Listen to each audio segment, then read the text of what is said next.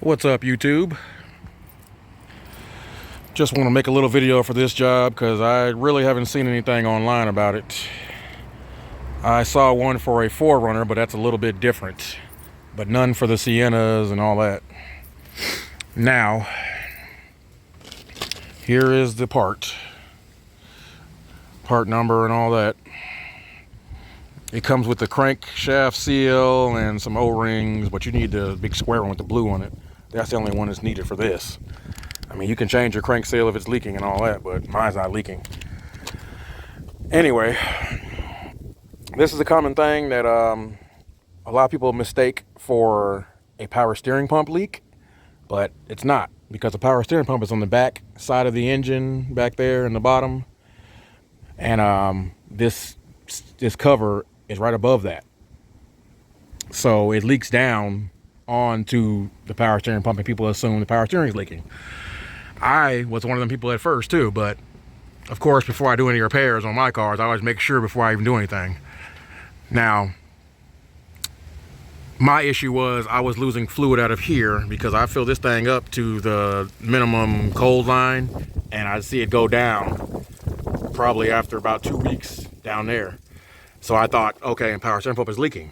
So, you know, I thought I was going to replace the pump, but no, that wasn't the problem, because I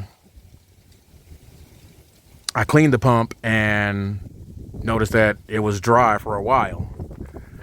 And that's when I saw the leak was above the pump.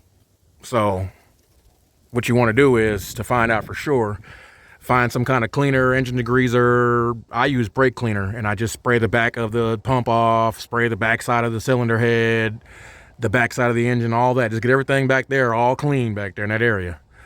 And then let it run, or drive it around the block a little bit or whatever, come on back, jack it up again and check it and see where it's leaking from. And usually most of the time it's leaking from that little cover, that timing cover, on the side of the timing cover, that little plate.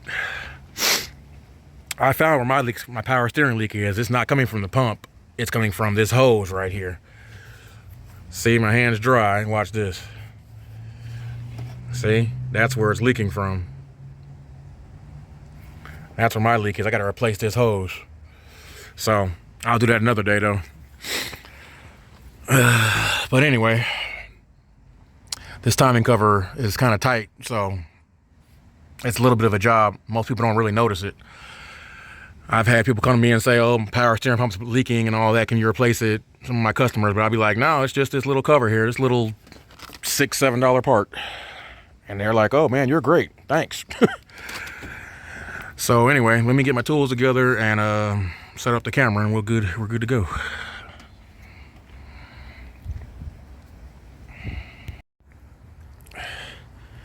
Now, to do this, you're going to have to remove the motor mount, of course, unless you have some really tiny hands to get back there.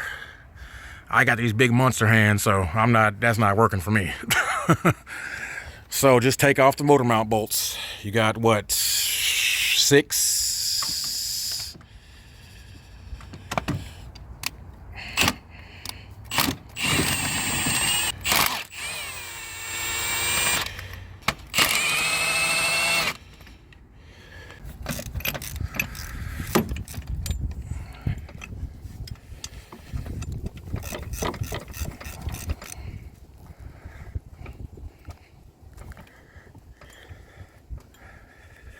Well, really, you don't have to remove that one.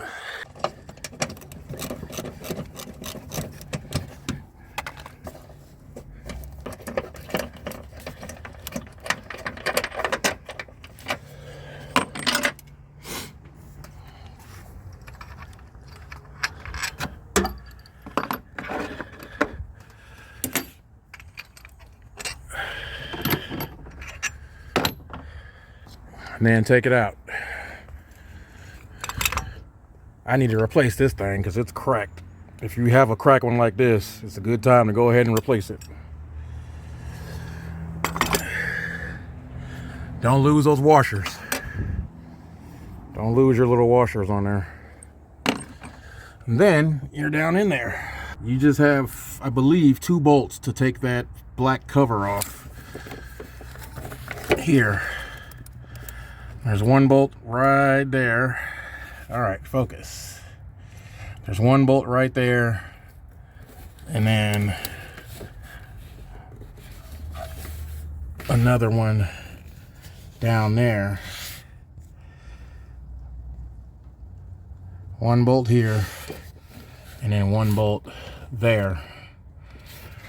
I think it's those two. I'm gonna take those two off and then see if that's it. That gets that cover off. So yeah, it's just two bolts holding that cover on. Two 10mm bolts. It's pretty easy. Just use your ratchet and probably your short 10, not the long. I tried the long wouldn't fit. The long one kept hitting against the AC line there. So now we're down to it. You can pretty much see it now. This power steering hose would cooperate.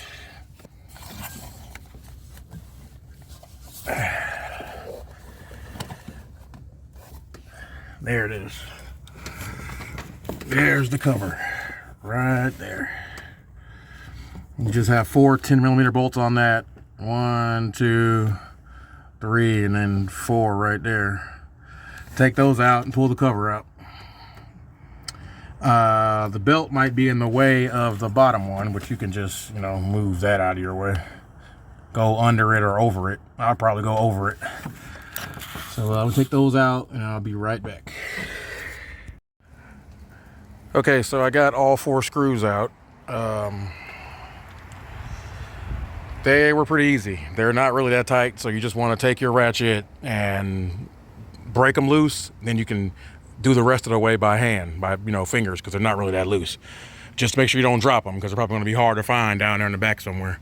Unless they fall straight through, you get lucky. But I got the cover off. There it is.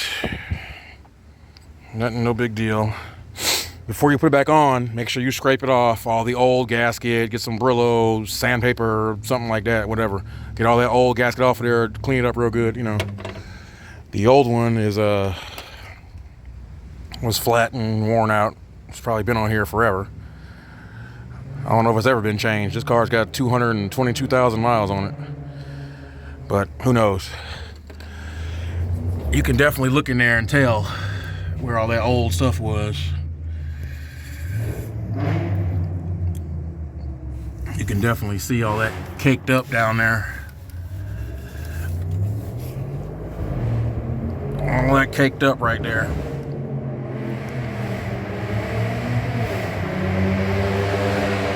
All that caked up on there, you can see where it's been leaking at all this time. So yeah, you want to clean around that, that lip too. Clean around that lip, get all that old gasket off of there, and get it all prepared to go back together. So I want to do that. Just clean it, get some, sandpaper or Brillo pad or something, clean it up, dry it up real good. If you want to spray that area down with some cleaner, that hose back there, because this is that hose that fails a lot too, right here, that line. They're usually rubber, but this is a metal one. I guess mine's had to recall before I bought the car. Or they can with this on newer models, I don't know. But anyway, I was going to replace it anyway, but it's already been done.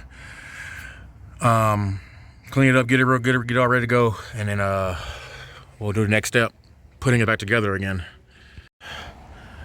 Now I got the surfaces all cleaned up. Now to get it back in there, you want to just put one bolt through the hole like that. Hold your finger on it. And